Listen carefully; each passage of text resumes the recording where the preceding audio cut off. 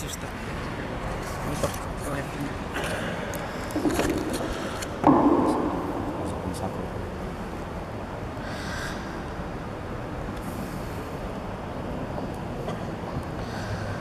Bismillahirrahmanirrahim.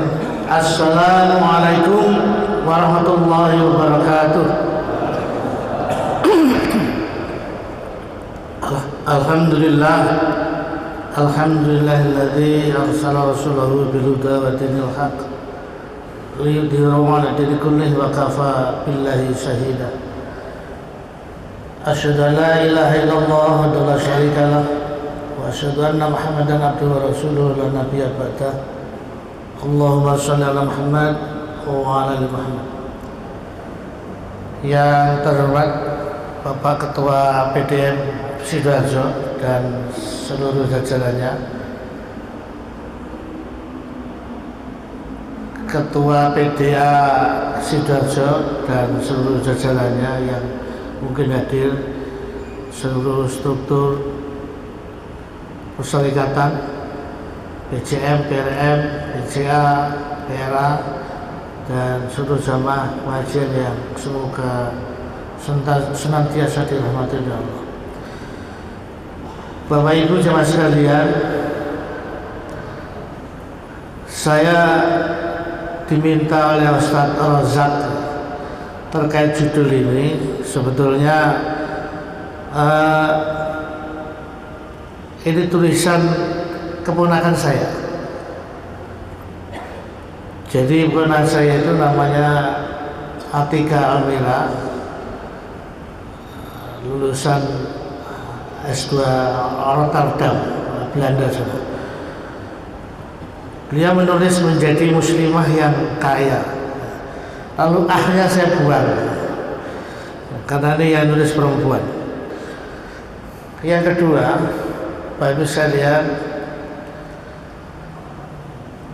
ketika gerakan untuk menerbitkan kartu tanda anggota Muhammadiyah sebagai bendahara pimpinan wilayah Muhammadiyah, waktu itu ada pos-pos yang kita perlu menggali dana untuk masyarakat.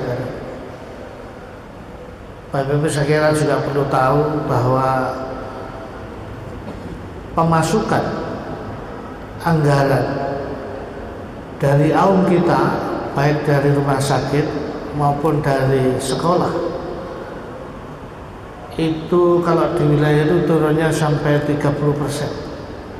Kemarin kita ikut video politor yang diberikan oleh PP, Bendung PP, Prof. Hilman menyatakan di PP turunnya 50%. Padahal kalau saya lihat pengeluaran kita semakin hari semakin meningkat. Kalau tahun lalu PW Muhammadiyah itu APBN-nya itu 19 miliar. Tahun 2025 ini menjadi 24 miliar. Naiknya nggak tanggung-tanggung, tapi kemudian pemasukannya turun. Nah, Bapak sekalian, keprihatinan itu sesungguhnya sejak periode yang lalu, dan mohon maaf itu saya seringkali protes ke Pak Saad sebagai Ketua Pimpinan Wilayah Muhammadiyah Jawa Timur terkait kondisi sekolah kita. Jadi kalau saya lihat sekolah kita itu banyak yang siswanya di bawah 100 siswa, sehingga kemudian kondisi secara finansial itu ya memprihatinkan, kalau tidak boleh dibilang menyedihkan. Yang kedua, ketika kita menggalakkan KTAM, logika saya waktu itu, ketika kita mau mengembangkan ranting, kita selalu bikin jargon, ranting itu penting kan gitu kan. Tapi kemudian pentingnya di mana? Nah, menurut saya dari porsi iuran anggota itu kita bisa mewujudkan bahwa ini ranting itu penting. Karena apa? Karena 45% penggalangan dari iuran anggota itu untuk ranting. Nah, mestinya sisanya juga harusnya PWM tidak usah ngambil haknya PWM. Agar apa? Agar tidak hanya 45%, sampai 55%. Kalau haknya Pak PWM itu dihibahkan atau diserahkan ke ranting. Bapak-Ibu sekalian, kita sering mengatakan bahwa, dan ini juga disampaikan di Tanwir NTT, menurut Buya Anwar Abbas, anggota Muhammadiyah kita berapa nasional?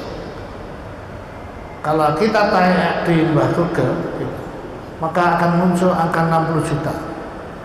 Angka 60 juta itu dirilis oleh kantor Kemenak tahun 2000 berapaan begitu. NU 92 juta. Tapi yang merilis beda lagi, karena itu lembaga survei. Nah, saat 2022, bagaimanapun Bapak sekalian, kita harus terbiasa mengeksekusi sesuatu, memutuskan sesuatu itu dengan data.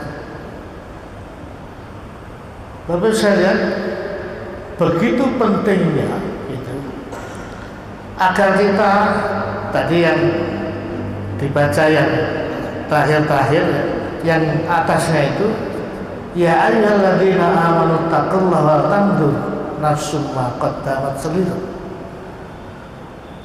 Begitu pentingnya kita memperhatikan apa yang kita lakukan saat ini untuk apa? Untuk kehidupan mendatang.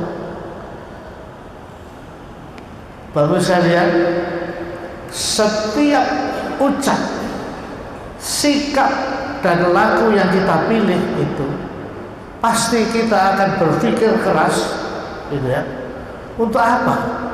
Untuk kebahagiaan, bahkan untuk keselamatan hidup kita kelak di akhirat.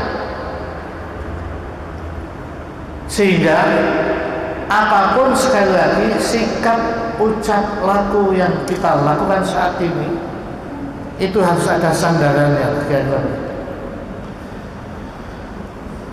Dengan itu, Bapak sekalian, Allah karuniakan kita pendengaran, penglihatan, dan hati. Allah akhrajakum min butuni ummahatikum la ta'lamuna syai'an wa ja'ala lakum as-sam'a wal absara la'allakum tashkurun. Agar kita bersyukur. Bapak sekalian, investasi yang Allah karuniakan kepada kita berupa pendengaran, penglihatan, dan hati itu nilainya luar biasa besar. Ayo coba, siapa yang mau kedua matanya dicongkel diganti 1 miliar? Saya kira nggak ada yang mau, dan nggak ada yang berani, saking mahalnya. Tetapi apa yang terjadi? Qul huwallazi ansha'akum wa ja'ala lakum as-sam'a wal absara qalilan ma tashkurun. Baru sekalian, ternyata karunia yang luar biasa itu sangat sedikit orang yang bersyukur. Sehingga kita tidak cukup referensi, tidak cukup data yang masuk melalui pintu-pintu utama itu, pendengaran, penglihatan, dan hati atau pikiran. Bapak sekalian,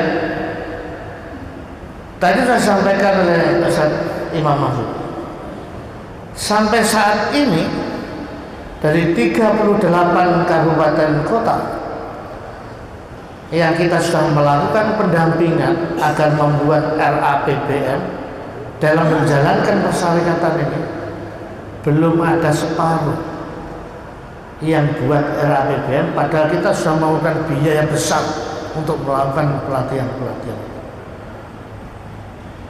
Bagaimana kemudian kalau persyaratan, kalau rumah tangga kita tidak punya anggaran pendapatan dan belanja?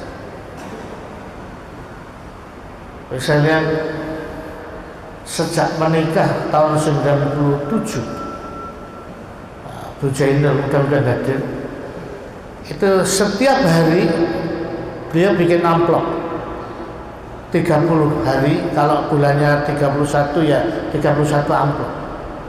Satu amplop saya ingat waktu itu diisi 3.000. Tidak boleh belanja lebih dari 3.000. Nanti ada amplop bayar listrik, amplop bayar pembantu, amplop bayar telepon, amplop bayar sedekah zakat, amplop turahan untuk dijalani.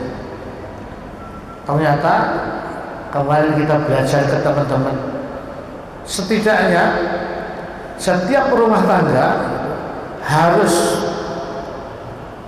tidak boleh lebih dari sepertiganya itu untuk makan, sepertiganya untuk kebutuhan mendadak dan kemudian infak, sedekah dan sebagainya, itu kesehatan dan sebagainya, sepertiganya lagi dijalani.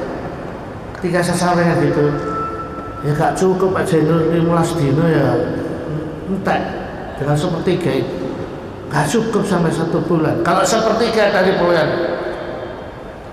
saya juga gak kalah sengit, gak kalah ngotot saya. Kalau gak cukup dengan sepertiga, ya boleh poso ya. Sudah mengurangi 2, malah kalau 3 di tengah puasa ya, sudah 11 hari kan, sudah hampir separuh pengeluaran kita terkurangi. Saya gak cukup mana ya boleh nang masjid sing ono golek sing ono bukane, buka sak sahur bisa. Karena apa? Karena kita ingin merubah nasib. Saya lihat, mohon maaf, saya ini ada banyak di grup WA ini, nggak ustadz, nggak rakyat biasa ya. Ada yang tiap hari itu isinya cuma nyinyir. Mohon maaf, tahu nyinyir ya? Tiap hari hanya marah dengan sumpah serapah terkait melihat asing dan asing. Tapi kita tidak pernah berubah. Kita merasa seolah-olah kita berada pada zona yang nyaman, yang sesungguhnya tidak nyaman, sambil melihat orang yang nyaman menikmati kenyamanan. Jadi bendino itu cuma lihat. Saya lihat, saya lanjutkan tadi tentang KTAM. Begitu saya melakukan gerakan ayo bikin KTAM, ternyata saya lihat untuk membayar biaya KTAM yang 25.000 itu rata-rata 25-30% itu nggak mampu. Warga kita nggak mampu. Bapak sekalian, kondisi real kita, bangsa kita saat ini, bangsa Indonesia, berapa pendapatan per penduduk selama 1 tahun? Coba angkat tangan, siapa yang bisa? Berapa pendapatan per penduduk Indonesia tahun 2024 setahun? Berapa? Salah. Pendapatan penduduk kita itu sudah 4.990 US dollar, 5.000 US dollar. 5.000 US dollar itu 9 juta. Berapa juta? Wes angel ya, itu kan angel. Kalau dolarnya 16.000, maka 5.000 US dollar berapa?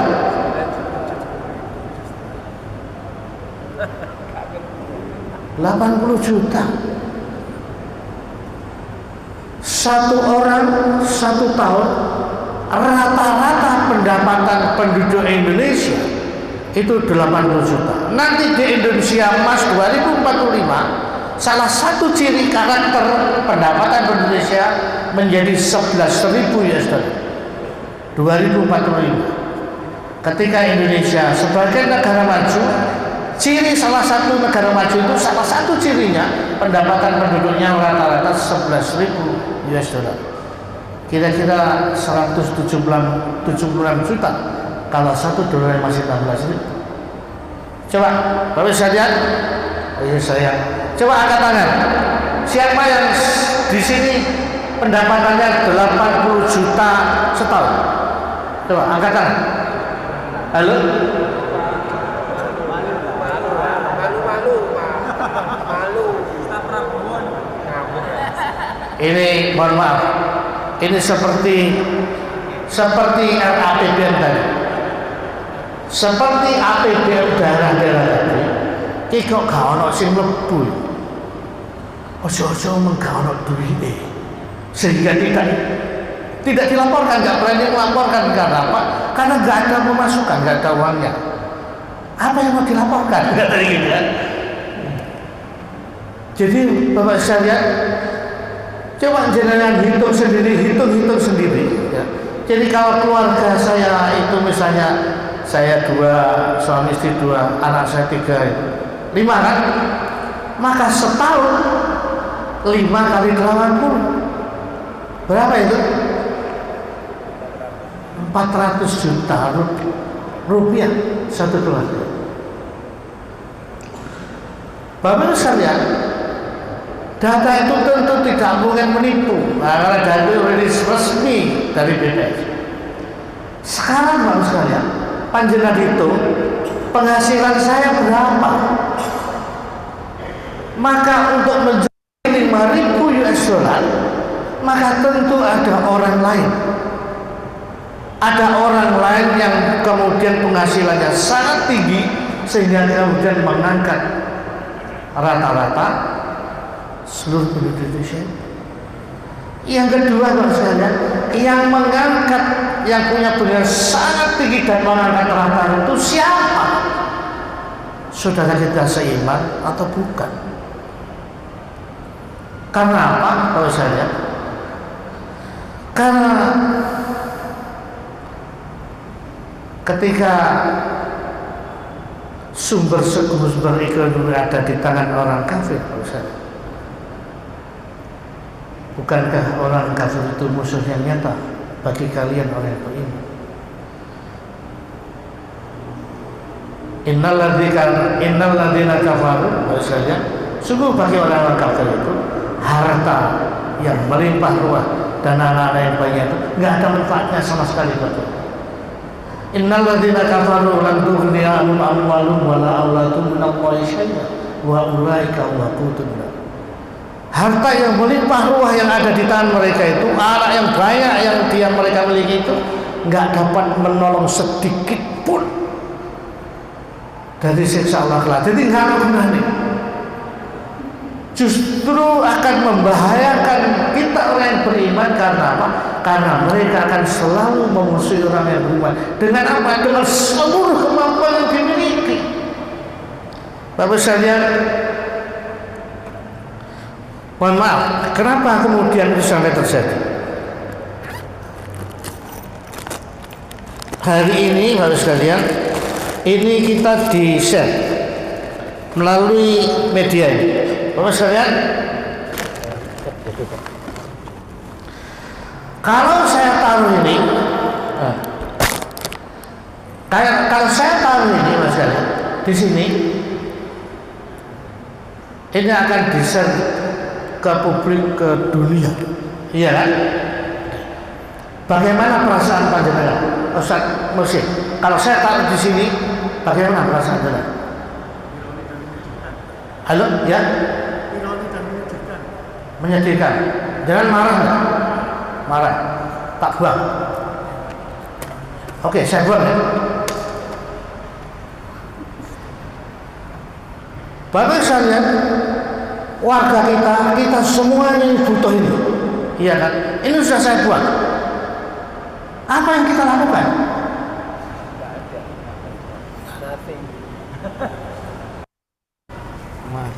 Kita cuma punya ini. Tak taruh sini ya gak ketok, dan ketok tak ganjel.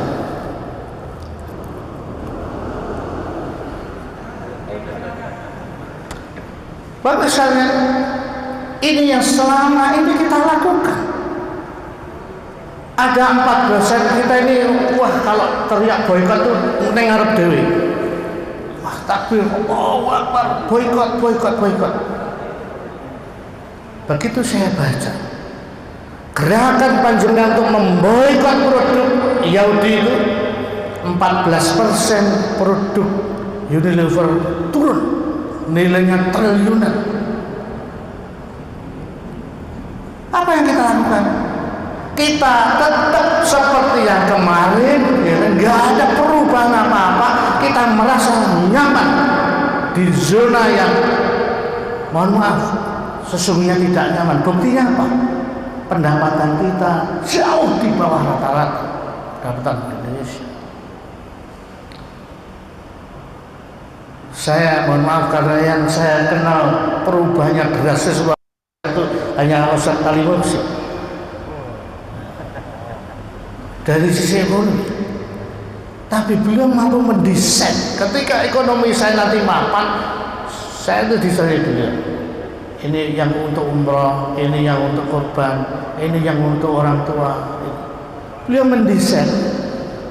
Jadi ketika ekonomi itu di tangan orang yang beriman, itu contoh real yang ada di depan kita itu beliau.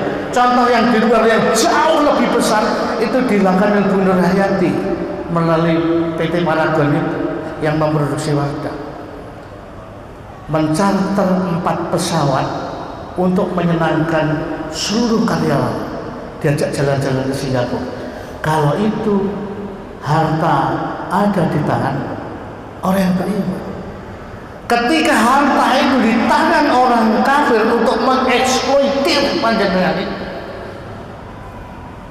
lalu kita merasa nyaman saja, seperti nggak ada persoalan. Bendino cuma ngamuk perkara asing, tapi nggak pernah ada yang berubah yang dilakukan.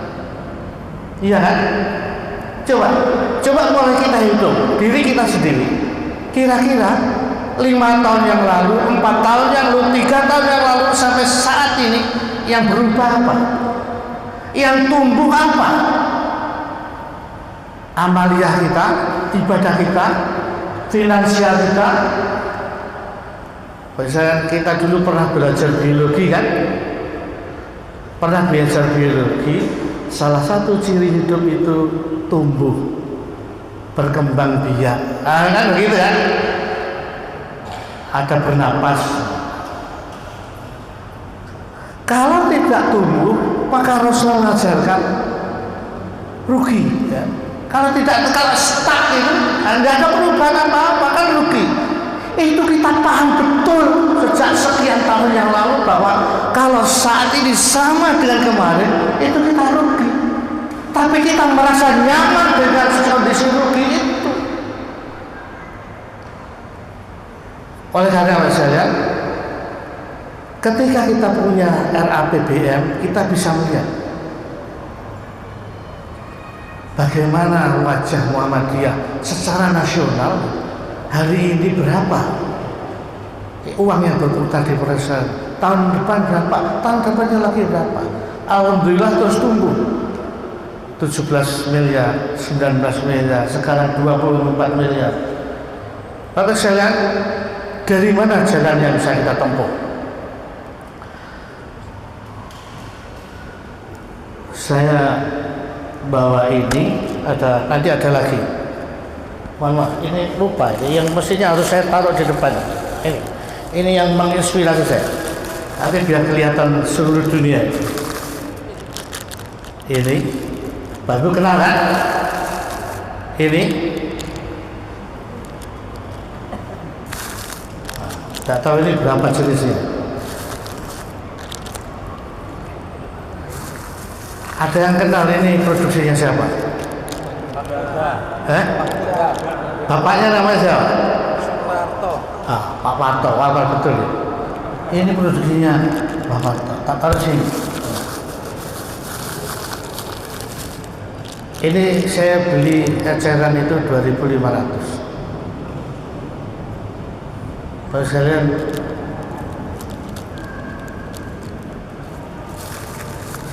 saya melakukan saya ini mohon maaf, saya ini lanang gitu ya, laki, tapi diajak sama BP BIN UNER untuk melatih pesantren-pesantren seluruh Indonesia, mulai Mudung sana sampai Rio, Rokan Hulu. Masa? Jadi karena apa? Karena bisnis ini modalnya murah, mudah dieksekusi. Nah, saya bawa ini kemana-mana. Sampai ini pernah saya bawa ke Madinah sama Mekah. Karena apa? Kalau saya lihat, beliau itu kalau mensupport perjuangan persyarikatan itu luar biasa. Betul kan? Masjid ini, kata Pak Kepala Sekolah yang waktu itu masih bendahara, itu sampai 5 kali. Nah, saya merasa terbantu dengan ini. Siapapun bisa masak. Sampai kemudian saya share di grup alumni IPB seluruh Indonesia. Saya waktu itu bilang, ayo kita bikin mie rasa apa saja, gampang. Terus saya lihat, mohon maaf ya, kita bisa mulai, sekali lagi, kita bisa mulai dengan cara yang paling mudah dan paling murah. Insya Allah belasan, saya itu pernah mengalami belasan unit usaha, mulai pelihara ayam petelur, sapi, kambing, kelinci, ya bangkrut, ya tani kan gitu ya, berkali-kali lah. Kalau jangan cerita bangkrut itu saya nggak heran. Sakeh koncone termasuk saya. Tapi selalu ada peluang di hadapan kita. Karena apa? Karena nggak mungkin. Tidak mungkin Allah membiarkan kita ketika Allah menaruh kita di muka bumi. Makanya kemudian Allah bersumpah, walaqad makannakum fil ardi wa ja'alakum fiha ma'ash. Bayangkan, sumpah dengan pangkat 3 kan begitu ya makanya. Kalau ada kata wala dan qad itu kan sumpah pangkat 3. Artinya kesungguhan yang luar biasa ketika Allah menempatkan kita di muka bumi, wa ja'alakum, dan aku jadikan buat kalian semuanya orang banyak itu fiha, di dalam bumi itu sumber-sumber penghidupan. Bahkan yas'aluhu man fis samawati wa kullu yawmin huwa fis sama. Semua kita ini setiap hari meminta kepada Allah, dan Allah itu super sibuk ngurusi urusan permintaan panjenengan itu. Lalu kemudian dia sambat. Kira-kira kalau yang sambat itu karyawan jenengan mbok harus dipecat, ini coba sambat tok. Wis dikaya akeh kok sambat tok kan begitu kan. Saking Allah itu Maha Rahman marah. Jadi masya sambat jenengan, masya ngamuk, masya meso-meso wis dijarno urip, ya tetap dikasih makan kan gitu kan. Coba kalau bosnya saya gitu, tak kan lunga ya, kenapa kok selamat ya, lunga, gak usah di bumi gini kan. Ada buahnya yang bisa kita bisa. Jadi Bapak saya, yang lebih parah lagi, yang sudah mapan itu bilang begini, wes lapo sih ngoyo-ngoyo. Ini mudah-mudahan masih terus kelihatan ya. Lapo sih ngoyo-ngoyo kan itu. Wong bodoh kan dibawa mati. Begitu kan? Coba seolah-olah kita itu orang yang zuhud gitu kan. Wes gak ngoyo-ngoyo boleh-boleh. Padahal kalau saya dibalik pernyataan itu, betapa egoisnya kita itu. Bapak misalnya, bagi orang yang beriman, bekerja keras memperoleh harta itu ujung-ujungnya untuk kepentingan komunal, untuk kepentingan publik. Beda ketika kemudian seseorang mencari itu hanya untuk kebahagiaan dirinya, untuk kepentingan dirinya, dan itu tidak diajarkan oleh kalian.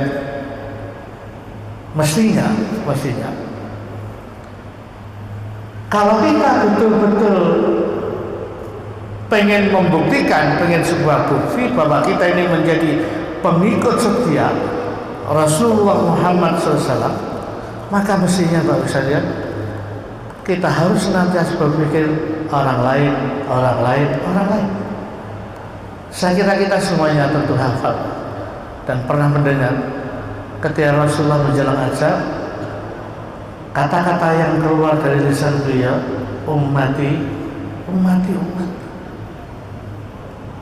Contoh teladan terbaik di muka bumi itu yang katanya kita menjadi pengikut setia sampai menjelang ajal saja, yang dipikirkan untuk orang lain.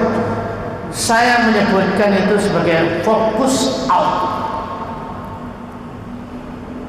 Jadi beliau itu fokus kepada semua yang di luar, bahkan merelakan dirinya hidup sangat sederhana karena memikirkan orang lain, memikirkan apa yang menjadi tanggung jawabnya, menyelamatkan umatnya agar kita semuanya sampai surganya. Bapak sekalian, apakah kita juga demikian? Di rumah, di sekolah, di persyaratan. Mohon maaf Bapak sekalian, uis-uis yang diterima oleh wilayah dari sekolah, dari 1039 sekolah itu, tahun 2023 1 miliar 80 juta. Tahun 2022 tahun 2023 itu 1,3, 1 miliar 300 juta. 2024 kemarin belum masuk semuanya, sudah di atas 1 miliar. Berapa anggaran yang kita gelontorkan untuk Dikdas? 2023 3,5 miliar sudah terrealisasi. Wilayah mencarikan dana 2 miliar untuk apa? Untuk membantu guru-guru kita yang gajinya di bawah 500 ribu. Karena saya merasa ini, mohon maaf, bahasanya apa ya supaya nyaman, ini tidak nyaman kondisi, kan gitu kan. Asal panjangan boleh enggak kalau putranya bekerja di tempat orang digaji di bawah 500 ribu, boleh enggak? Putranya tidak? Boleh enggak? Boleh enggak kalau nanti putranya? Enggak boleh kan? Panjangan boleh enggak?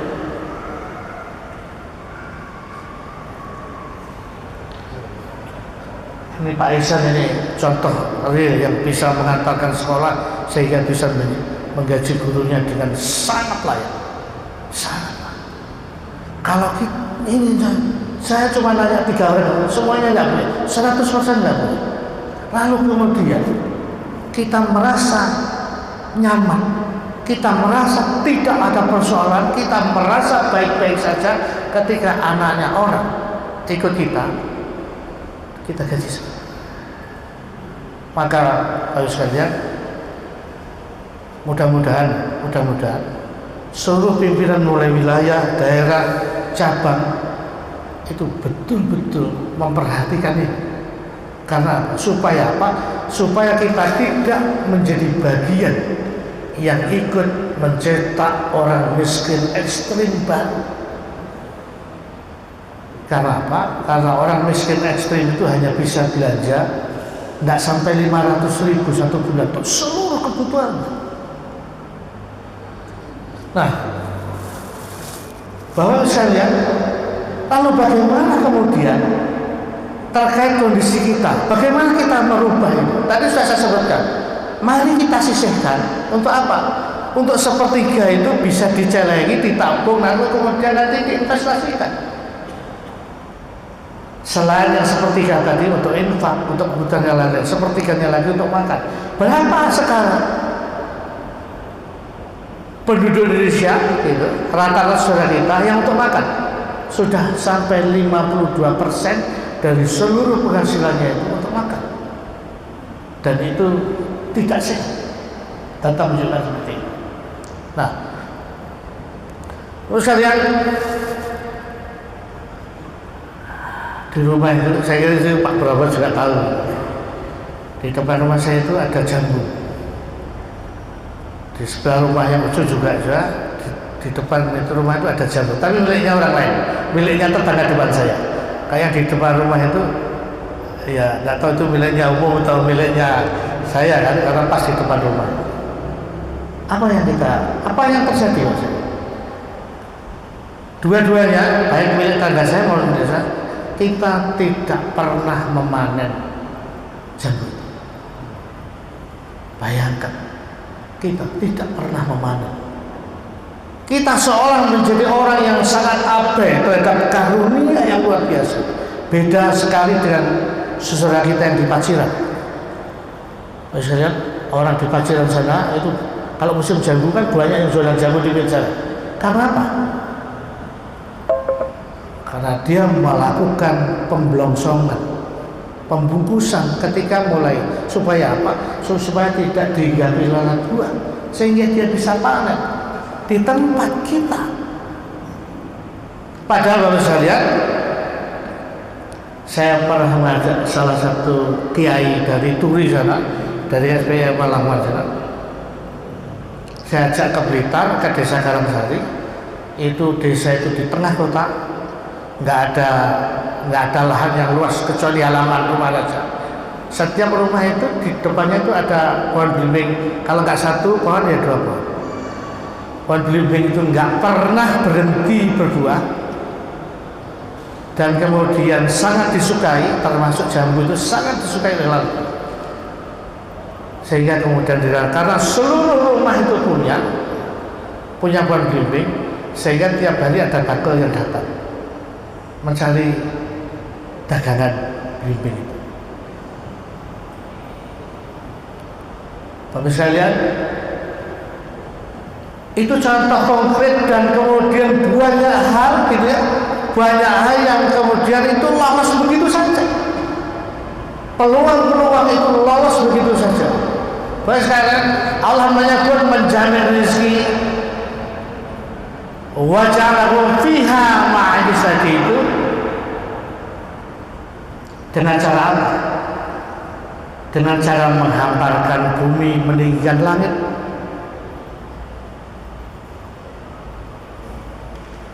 Kemudian sekalian, Allah ciptakan awan, Allah keluarkan air dari awan itu. Dari air itu Allah tumbuhkan sayur-sayuran, buah-buahan untuk menjadi rezeki buat kalian. Begitu kan? Jadi Bapak sekalian, Allah menjamin rezeki setiap itu dengan cukup apa? Dengan cukup menghantarkan bumi, meninggikan langit. Dan ketika Allah menyebutkan meninggikan langit itu tidak hanya ditinggikan, tapi sekaligus melindungi kita. Jadi langit yang ditinggikan itu melindungi kita dari meteor-meteor yang berjatuhan.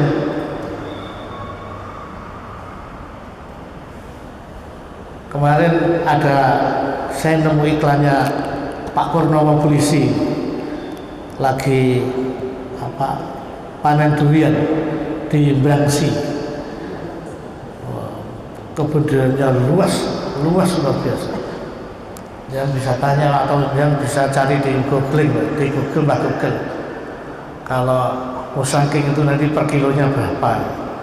Ada yang 250.000 sampai 600.000, ada itu hitam dan sebagainya. Misalnya itu hanya duduk manis. Allah yang menumbuhkan, Allah yang membuahkan.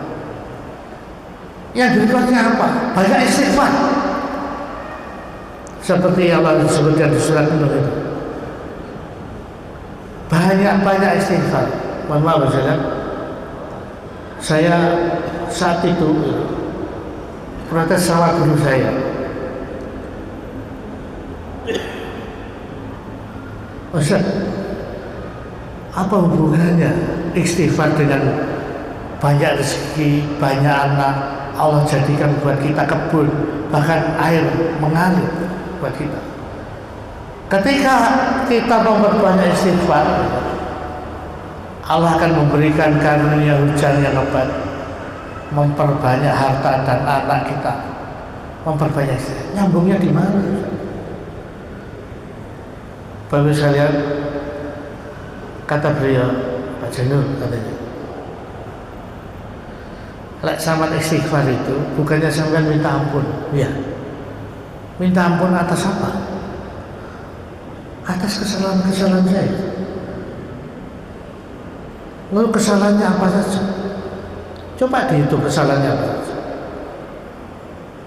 Tentu saja, kesalahan kita apa?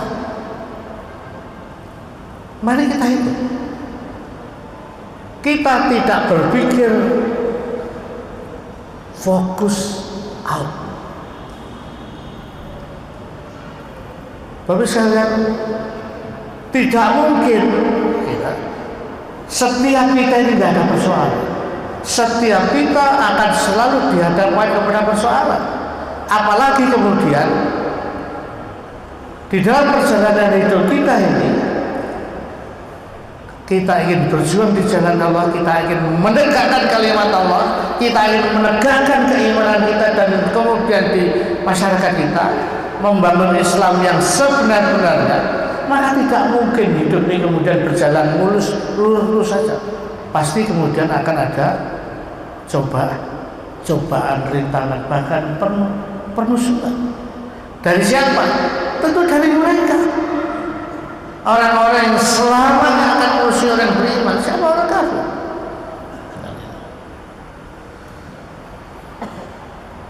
Nah, jadi bahasanya kita dikasih resep oleh Allah agar apa? Agar kita ini tidak hanya fokus kepada apa? Kepada masalah yang kita hadapi, dan itu tidak akan pernah selesai. Maka hadirkan Allah untuk menyelesaikan persoalan. Ketika Allah hadir, maka tidak ada kekuatan apapun yang bisa menghalangi Allah. Untuk apa? Untuk memberikan jalan keluar pada persoalan. Termasuk apa saja. Dengan cara apa? Dengan cara memberikan jalan keluar bagi saudara yang kesulitan. Dengan cara menolong saudara kita yang sedang kesulitan. Saya ini sering diajak bicara sama beliau, karena beliau merasa dengan apa yang dilakukan saat ini, saat kali ini, beliau merasa ada perubahan yang luar biasa. Ayo Ustaz, takmir masjid kita, teman-teman kita, ya kan? Maksudnya biar seperti beliau, termasuk juga termasuk juga saya. Kenapa saya ngotot kalau saya lihat, untuk saya ajak gini, tolong nanti kalau pulang ya, teman-teman kita yang jualan di luar itu tolong dibeli jualannya, biar nanti tidak dibawa pulang lagi. Sakno nanti kalau dibawa pulang lagi. Dan dengan begitu mudah-mudahan Allah menjadi jalan buat kita ya, agar Allah kemudian mudah untuk menolong urusan kita. Mau? Halo? Mau ya? Ada yang bilang, aku gak butuh ya Pak Janu, dodolannya gak cocok dengan yang butuh. Kamu tuh gak apa-apa loh, nanti kasihkan temannya yang butuh. Kalau saya lihat, saya ini tadi pagi-pagi itu keliling di pasar. Ini ada banyak contohnya. Ini rata-rata saya beli ini 700 sampai 750 rupiah ketika beratnya 50 gram. Ternyata mie kayak gini beratnya itu 50 gram, kemudian ada yang 70 sama 75 gram, segini, sekeping. Kalau 50 gram itu rata-rata 700, rata-rata 700 rupiah kalau 50 gram. Nah, kalau saya campur dengan ini, kok gak ada ya, misalnya jualan mie gitu ya, kedai mie, saya mau rasa apa? Saya bisa semuanya. Mie rasa lodeh kan gak ada mie rasa lodeh, semua kan dibikin aneh-aneh, itu beda kan gitu. Mie rasa lodeh, mie rasa gulai. Saya lihat terakhir, mohon maaf, mie yang besar itu Indomie itu keluar apa? Ayo, keluar apa? Rasa rawon. Hampir seluruh rasa di Indonesia itu ditembak sama pabrik mie. Lah kita ini punya saudara yang memberikan kemudahan ini. Ini kalau saya lihat, kalau ini saya masak dengan 57 gram, kalau pakai kuah ini jadi 3 semuanya, jadi 3 porsi. Asal airnya 125 ml saja, jangan sampai 200. Kalau 3 ini, kalau beli eceran 2.500 ya, kalau beli di sana lebih murah lagi. Kalau ini jadi 3 berarti ini kan 500. Kalau jadi mie kering ini jadi 4 porsi. Iki kalau 75 gram 1.000 ya, kira-kira gitu ya, 1.000. Kalau 1.000 maka ini saya campur ini matang, biar berapa biayanya? Ayo berapa? 1.800. Tak tambah telur 1, tak kasih topping 1 telur itu nggak sampai 2.000 sekilo ya kan. Oke lah, dihitung 2.000, jadi tak tambah telur 1, harga pokoknya jadi berapa ya? 3.800. Gacuan jualnya berapa paling murah? Kita menjadi penikmat, pembeli berkali-kali gitu kan, iya kan, rela antri kayak orang kemis, iya kan, wow antri nih. Loh kita itu rela antri, gur pengen oleh harga 1.000 ada taburannya ayam dikit, kemudian ada pangsitnya 2, ya kan, yang pernah beli. Mohon maaf, itu saya sampai tongkrongin, ya mesti cara masak. Saya tahu. Bahasanya itu ada di depan mata kita dan kita menikmati dan kita tidak pernah berubah dengan peluang yang konkret. Iya kan? Karena bahasanya ada lagi. Nanti real saja. Ini apa ini? Apa ini? Coba ini jangan lihat. Ini dibikin dari apa ya? Nanti bawa pulang aja. Coba itu dibikin dari apa? Dibuka aja kan? Ikan. Tapi bukan ikan. Dari mana ya? Maaf. Oh saya itu yang dikerjakan oleh almarhum Pak Najib.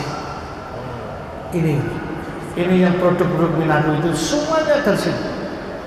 Bahan bakunya namanya surimi. Kalau silahkan jangan googling surimi harganya per kilo berapa. Digiling jadi ini, kalau saya lihat surimi ini, pentol ini semakin lama direbus itu semakin segini, bisa 2 kali lipat. Kalau direbus ya, direbus pakai air maksudnya, bukan di tang. Harganya 1 kilo 20 sampai 30.000 suriminya. Saya gilingkan di Pak Nur Sahid Geluran, kader Muhammadiyah kita yang membantu Lazismu ketika muktamar, menyiapkan 35.000 porsi. Pak Nur Sahid itu jasanya luar biasa dia. Dan kalau gilingkan beliau itu pasti murah. Sekilo kita tahu jadi biasanya itu sekitar 25.000. 25.000, kalau kemudian ini 30.000 sudah jadi pentol 55.000. Kita cuma nunggu tok itu lihat Pak Nur Sahid giling atau karyawannya yang giling. Cuma lihat ini tok jadi sudah. Jadi berapa sekilo? Jadi 120 pentol. Kalau 55.000 jadi 120 pentol, maka satu pentol berapa? Bapak saya lihat, ketika saya fokus keliling, ayolah anak-anak, termasuk, mohon maaf, anak saya yang nomor 3 itu, nomor 3, Aku pokoknya bapaknya Garut ya. Kamu mau bisnis apa? Saya juga tidak pernah ngasih uang. Ternyata kemudian bikin resto di sini natural. Karena apa? Karena menurut saya ini mudah dikerjakan, murah, sangat murah untuk dimulai, sangat mudah untuk dimulai dan sangat murah untuk dimulai. Cek gak bendino yang fokus neng WA, posisi ini mau nyinyir. Mari kita isi waktu kita untuk merubah nasib kita. Itu tidak akan ada orang masa orang pemerintah Ali Muhsin, ayo kamu sini ya jadi bos di perusahaan ini. Apa urusannya? Nggak ada. Saya lihat kita punya sekolah, kita punya kajian-kajian, kita punya teman. Dan jangan itu tinggal bikin di status WA gitu. Beliau itu bendino nggak tahu berapa kali tuh ngupload. Ada testimoni, nggak tahu nyantol apa enggak ya. Ada yang nyantol apa enggak? Ada yang nyantol. Cuman modalnya tuh loh. Saya kira semuanya juga punya WA. Kira-kira siapa yang malu jualan kalau anak-anak? Masa anak nom-nom ini malu jualan? Nah kalau malu jualan dan jenengan itu jadi pengikutnya siapa? Oh Rasulullah ya totolan. Iya kan? Jadi Bapak sekalian, mohon maaf dan seringkali ini sudah lewat ya? Ini jam berapa ini? Sampai jam berapa ini? Mungkin jam 8.45 selesai kan. Nanti ada tanya jawab 5 menit. Jam 7.45 ya? 5 menit lagi, oh ya. Katanya Pak Kiai ini guru saya 5 menit lagi. Jadi, kalau saya lihat, ketika saya fokus ke situ, karena saya punya pikiran, saya melakukan hal yang sama. Anakku ya tak kawan dodol sego. Sekawan apa rek dodol sego? Lulusan arsitek dodol sego. Wis gak apa-apa, coba sebelum naik cek. Gak nyambung ya gak apa-apa lah cek. Lalu kemudian apa yang terjadi Ustaz? Karena saya meyakini ini bisa dengan mudah dan murah untuk dimulai. Tadi malam, ketika saya ngaji di Baitul Mukhlisin, Masjid Juara Nasional ketiga yang dapat hadir yang lomba TCR itu di Ponorogo. Penyandang utama masjid itu namanya Mas Ukun. Mas Ukun punya restoran namanya The Sultan. Beliau bikin satu lagi di Ponorogo dan beliau punya mimpi Pak Jenur. Saya punya keinginan untuk membuat restoran di seluruh daerah, seluruh Indonesia. Katanya karena apa? Karena ini mudah dan murah dieksekusi dan saya punya pengalaman untuk itu. Saya mau bahwa saya jauh dari pikiran untuk jualan franchise, jauh dari pikiran itu. Dia hanya punya pikiran ini mudah dilakukan dan murah dilakukan, dan saya punya pengalaman dari situ. Pengalaman saya akan saya tularkan. Namanya apa katanya? Namanya MU Restoran. Wah, saya langsung pikiran saya, wah ini cocok dengan apa yang disampaikan almarhum Pak Muhammad Abdul Salam, tokoh Muhammad di Ponorogo itu. Ketika beliau belum wafat, saya sering suan ke beliau karena apa? Karena anaknya itu sahabat saya, teman sekolah. Pak Zainul, katanya beliau begini, kalau ngurus Muhammadiyah, sing ikhlas, sing jujur, sing amanah, wis gak usah tolak-tolak. Nanti sampean akan mendapatkan orang yang sama dengan apa yang jenengan lakukan. Yang penting dengan istiqomah. Ketika saya dengan apa ya, roto semangat lah begitu kira-kira, ayolah kita bikin mulai ini kita. Terus saya lihat, saya ini diajak masukan itu saudaranya Maharani biasa dari Krian di SMP Paliska ya Paliska. Ketika mau bikin kafe cerita, terus pas saya disuruh ngaji di sana, begitu jadi saya ke sana. Saya tanya, muridnya dengan piro? 1030, SMP 300. Gedung SMP itu gerbangnya kan tertutup gitu kan, gerbangnya besar dan ditutup, dibuka kalau sholat zuhur saja. Ustaz, ini kalau dikunci kemudian kafenya jalan, coba dihitung anak-anak sangunya berapa? Sangunya 10 sampai 20 ribu. Kalau dikunci kemudian anak-anaknya hanya bisa belanja ke dalam, lalu caranya bagaimana supaya bisa teratasi? Ngatasi 1000 dalam waktu 20 menit selama istirahat itu, atau sampai ya 15 menit 20 menit harus selesai kan? Caranya bagaimana? Dia buka kelas entrepreneurship. Kelas entrepreneurship dapat 2 kelas. Jadi anak-anak yang di entrepreneurship yang suka kuliner itu dikerahkan untuk bantu di dapur, sehingga yang kerjakan selain petugasnya sekolah itu anak sekolah. Terus lihat, kalau belanja 10.000, ada 1.000 anak, satu hari itu 10 juta. Kalau kali 20.000, 200 juta. SPP-nya itu 300 juta. Dan itu lolos.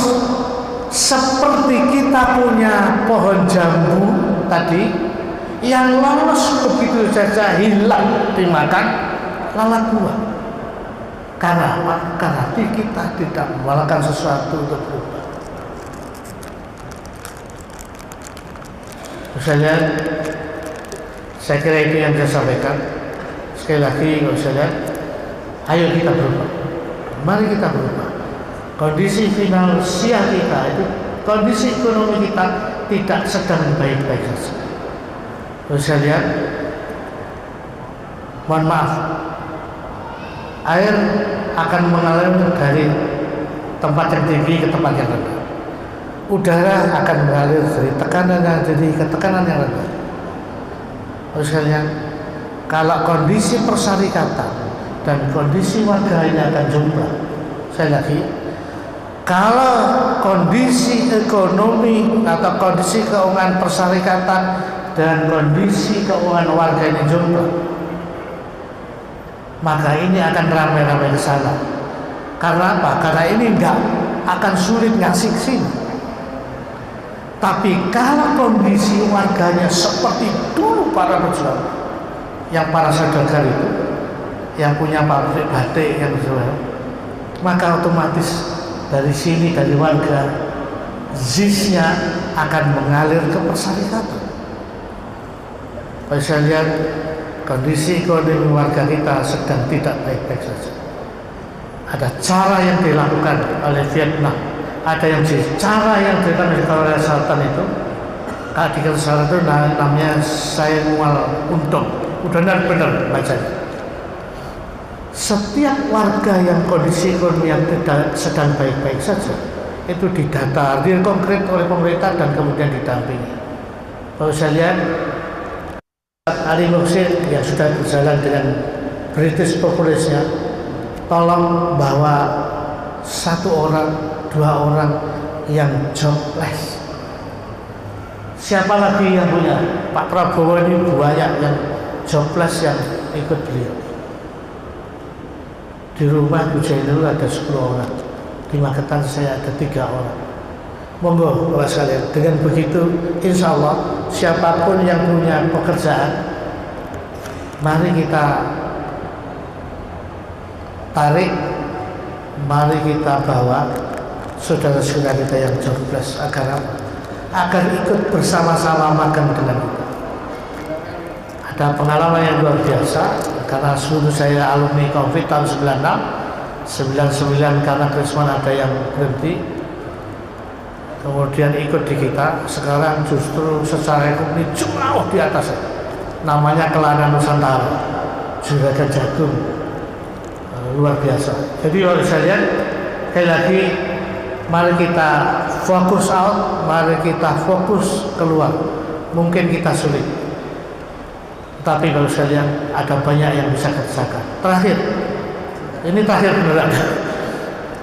3 bulan yang lalu, kira-kira 3-4 bulan yang lalu, saya ke Jogja bersama teman-teman Lazismu. Saya itu pengen bernostalgia, subuhan di Langgar Kidul. Jalan kaki saya dari itu, karena masih terlalu pagi. Saya jalan kaki sampai di Langgar Kidul, nggak ada apa-apa. Tutup kan Langgar Kidul, nggak dipakai sore. Saya malah takut sendiri, ampun dikira maling atau apa gitu. Akhirnya begitu nggak ada apa, saya keluar. Begitu keluar saya jalan lagi nyari masjid. Saya ketemu tukang beca. Saya tanya, Pak, tolong masjid yang paling dekat dari sini terpundi. Karena aku rasanya selempoh lah aku dari Langgar Kidul. Oh ada, ini lurus dari mentok sini. Waduh, kita yang waduh. Saya jalan. Loh, jangan betul sama Pak. Dari Kulon Mawon katanya gitu. Ikut saya saja. Dari Kulon Mawon. Habis itu dia ngomong gini. Mungkin ya, wajah saya mungkin kita yang ngesakno ya, gak pakai duit. Beliau bilang gini ke saya. Bapak nggak usah bayar. Sudah ikut saya Pak, nanti saya antar sama masjid, nggak usah bayar. Bener Pak, saya ikut. Karena tak pikir ada kan. Saya ikut diantar masjid ke masjid, kebetulan Masjid Muhammadiyah. Di sebelah selatannya terminal bis parkiran itu. Pasien mosok gak tak bayar tukang beca. Nggak mungkin kan? Nggak mungkin saya nggak bayar tukang beca. Tetapi Bapak sekalian, bayarkan tukang beca. Apakah kondisi kita jauh lebih buruk dari tukang becak? Saya kira tidak. Tetapi ada yang sesuatu yang dilakukan, kebermanfaatan pada orang lain.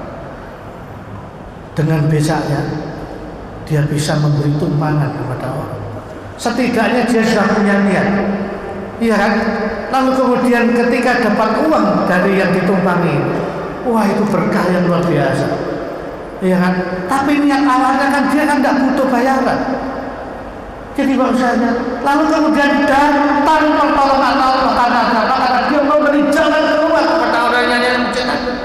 Siapa yang menggerakkan kemudian agar orang yang menumpang tadi bayar? Allah. Jadi bahwasanya sekali lagi ada yang banyak yang bisa kita lakukan untuk berubah agar orang yang beriman itu, orang muslim itu punya marwah, kira-kira begitu. Mohon maaf kalau ada kekurangan. Assalamualaikum warahmatullahi wabarakatuh. Waalaikumsalam.